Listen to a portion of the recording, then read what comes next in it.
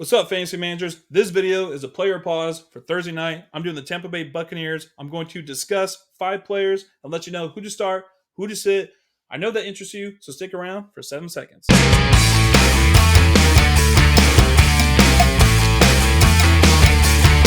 can do it! So, today's date that I'm recording this is October 24th. It's a few days before the Thursday night game.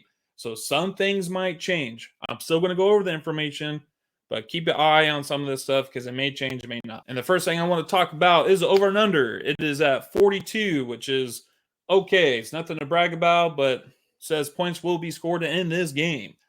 The Buccaneers are 26th in the league, averaging 17.2 points per game and 23rd in total offense with 297 yards a game. The Buffalo Bills are 5th in defensive scoring with 16.9 points per game and 14th in total defense with 329 yards a game allowed. Heading into Week 8, Pro Football Network has Buccaneers offensive line ranked 9th. They've had a lot of solid performances this year, which is a surprise because heading into this season, people thought their offensive line wasn't going to be great. And 2nd in sacks allowed, averaging a low 1.3 sacks per game. So their offensive line has done really well this year in protecting Baker Mayfield. And the Bills, the other side of the ball, are 4th in sacks with 3.6 sacks a game, but they're 26th in yards per play, giving up 5.6.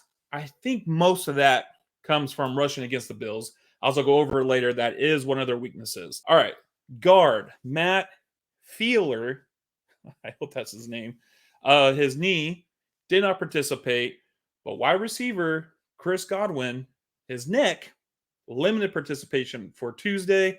And quarterback Baker Mayfield, his knee, limited participation on Tuesday also. All right, so now let's get into the player pause. Let's start with the players I'm going to discuss. There's 5 of them. The first one I'm going to talk about is Baker Mayfield. I want to go and talk about his history for Thursday Night Football. He's 4-0 on Thursday night, a total of 5 touchdowns, an average of 1.3 touchdowns a game, and 1 interception in those 4 games. And he averages 210 passing yards. So calculating all that together, that's an average around 10 to 12 points a game for Thursday nights. So now I want to talk about present time. Well, sort of. Last week in Week 7 against the Falcons, the Buccaneers could not establish a running game. So Mayfield had to throw the ball 42 times. And that's his highest attempts this year. He normally averages around 34 attempts a game. Against the Falcons, Mayfield managed 64% completion percentage, which was negative 3.2 completion percentage expectation. But he did have 1 touchdown and 1 interception. Also, rushed the ball 3 times for 32 yards, 0 touchdowns, with a long run of 31 yards. And that was a rare sighting to see. It's almost like Bigfoot, where you're not going to see this much during the year of a Baker Mayfield run of 30 yards. Now, heading into Week 8, Baker Mayfield is quarterback 19 and will play a Bills defense that gives up 11 fantasy points to quarterbacks. That is 31st in the league. And to go into Mayfield's play style, he does like it deep. And he's 10th in the league in 24 deep passes. And, that favors Mike Evans. But his deep ball completion is 29%, and that is 26 overall. 5 out of his 8 touchdowns have come from the red zone, which is 19th in the league. And Bills are 6th in red zone defense touchdown rate at 40%. Mayfield has hit multiple touchdowns in a game only twice this year and has an INT in 4 straight games. Bills have allowed 1 multi-touchdown game this year and has held 4 quarterbacks under 200 yards passing. They are 10th in passing yards allowed at 200 a game and are tied in 3rd with 8 interceptions. And remember what I mentioned earlier, Mayfield has given up an interception 4 straight games. It's already tough to play in Buffalo, and when you're not a top 10 quarterback, it's tougher. I pause Baker Mayfield. All right, now the quarterback's done. Let's go into the running back. Rachaad White. White is running back 25, playing against a defense that is 10th in running back scoring at 23 points a game to running backs, which is pretty good.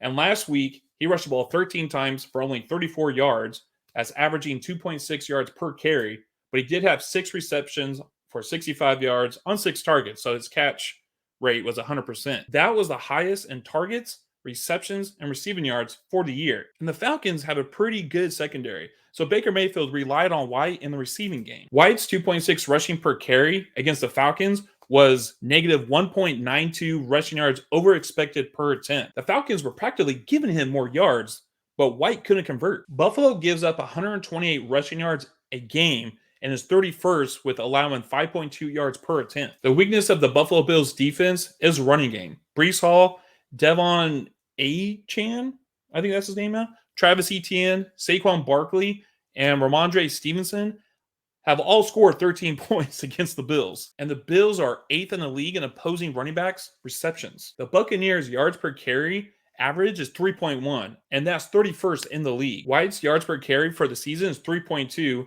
with a negative 1.17 rushing yards over expected per attempt.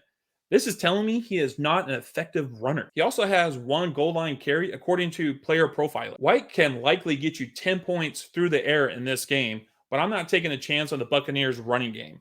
I pause Rachaad White. And now let's talk about the wide receiver who's trying so hard to get to that 1,000 yard mark this season, Mike Evans, wide receiver 14. And the Bills defense gave up 32 points to wide receivers, which is 20th overall. Last week against the Falcons, Mike Evans had 6 receptions, 82 yards, and 1 touchdown on 8 targets. He had a 40-yard touchdown where he just burned the quarterback. And his catch rate in week 7 was 75%. He averaged 7.3 yards of cushion and 3.2 yards of separation, but he had a negative 0.5 yards after catch expectation. But he did also, to add to that, average a target air yards of 11, which is pretty good. So for the season, his yards after catch expectation is in the positive with 1.7, which is considered good. It's better than players like Puka Nacua and Brandon Ayuk. And 8th in fantasy points per route run at 0.59. And what does fantasy points per route run mean? It's a number of receiving yards a receiver earns divided by the number of routes they have won. And he's 8th in the league. He has 4 touchdowns out of 6 games, but with only 1 game over 100 yards. Before the 82 yards he had against the Falcons, he had back-to-back 40-yard games. Against the Bills secondary, teams wide receiver 1 averaged 6 receptions and between 60 and 80 yards. And Devontae Adams, Garrett Wilson, Kendrick Bourne, and Zay Jones has scored touchdowns against the Bills. Evans has 4 red zone targets and 1 reception, according to player profile. His touchdowns are mainly from big plays. And the Bills have given up 82 receptions to wide receivers in 7 games. And most of those receptions are going to wide receiver 1s because Bills are allowing 15-ish points to teams wide receiver 1 with 5.5 receptions. And Evan gets 8 to 10 targets a game and averages 5 receptions a game with a 61% catch rate. Wish that was a little bit higher, but it is what it is. And we've seen the damage that Mike Evans can do with 5 receptions. Like I said earlier, his touchdowns are mainly from big plays. I play Mike Evans. And now on to Chris Godwin. He's wide receiver 42, and he's wide receiver 2 on the Buccaneers. Last week, he has 6 receptions for 66 yards, no touchdown, and he did it on 12 targets. He led the team in targets, but had a catch rate of 50%, which isn't good. But on this season, Godwin averages a separation of 2.7, and that's better than average.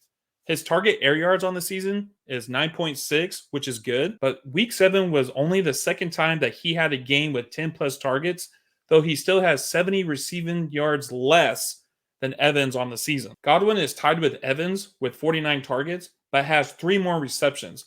But Godwin hasn't scored this year, and Evans has 4 receiving touchdowns. Godwin is more of the move the chains kind of a player. Bills allowed 10 points a game to wide receiver 2s. And don't forget, Bills defense is 6th in red zone touchdown rate because Godwin only has 7 targets in the red zone with 3 receptions, according to player profiler. Godwin is the small play guy with only 2 games over 10 points. Until that trend ends, I pause Chris Godwin. All right, let's finish up this player pause with our big brother, Cade Otton. He's tight end 24 versus a defense that gives up 9.2 points per game to a tight end. Last week against the Falcons, who gives up the 13 most points to tight ends, Cade had 5 receptions for 43 yards and 0 touchdowns on 6 targets. That's 9 points in full PPR. Cade has not had a 10-point game this season. He had a season high in receiving with 43 yards against the Falcons, who are 10th in tight end scoring. And now he faces a defense who's 24th in tight end scoring and allowed only 1 touchdown to tight ends all season. He doesn't get enough opportunities with averaging 4 targets a game. I pause Cade Otton. All right, thank you. We're here at the end. I truly believe the information given from this video can help you decide who to play or pause for your players on Thursday night. We have another video coming out tomorrow. It's Tyler doing his player pause with the Buffalo Bills. If you guys haven't already, if you guys could please hit the subscribe button or press a like, it goes a long way. We appreciate all your zoners out there. Thank you for watching. Good luck in your matchup in Week 8. Until next time, deuces.